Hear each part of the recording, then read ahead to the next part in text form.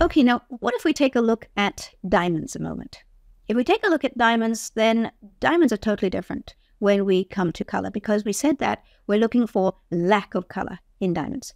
And here you will see a very recognized diamond color scale. In fact, this particular scale was invented by the GIA, which is the Gemological Institute of America, which has been around since around the 1930s.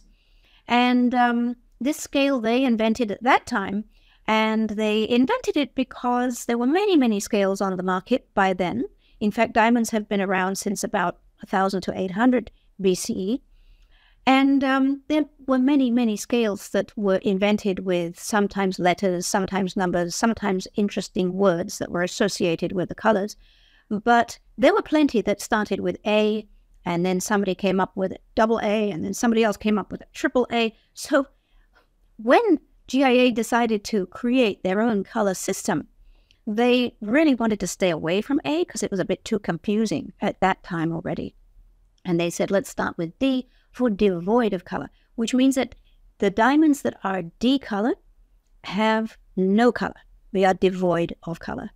And then as we go down the scale to the E, the F, the G, the H, the I, well, just in general, we are getting very slight grades of either yellowish, brownish, or grayish that will be more noticeable as you go down the scale.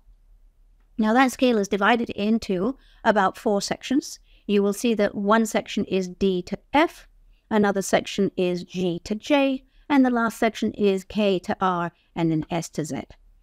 So when it comes to D to F, this is what we call the colorless section.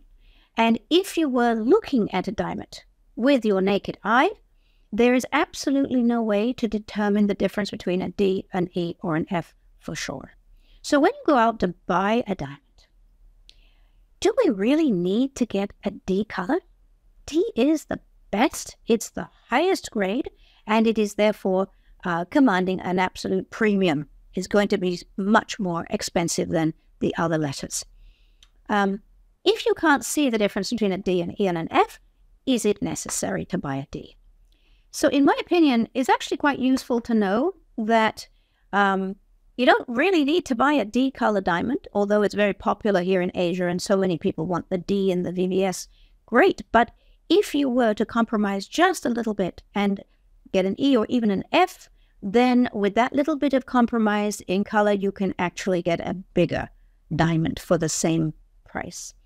If you were to go down to a G, an H, an I, or a J, again, that little group is grouped together because they pretty much look the same. And especially if you were going to maybe set your stones in yellow metal, if you liked yellow gold and you have a preference for yellow gold, then it would be fine to have a G, an H, or an I. And again, it's not going to be that visible.